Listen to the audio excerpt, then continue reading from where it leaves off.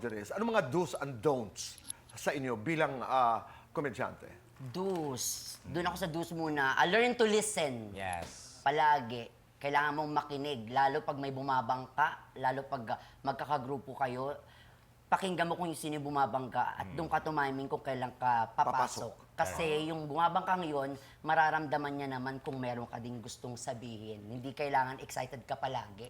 Huwag kang maging overexcited para hindi mawala yung inaayos na punchline.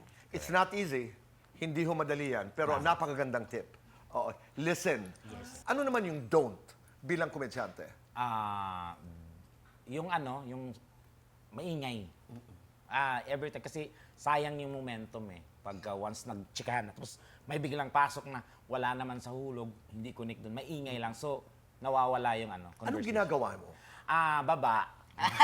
Ganun lang. Parang isang salita lang po yun. Alam na yung mga like mga baguhan na talagang maingay lang. So, Pag sinabi mong baba, ibig sabihin, oo, nakaka-distract ka. Hindi ka pa nakakalatag, Oo. pumasok na. Correct.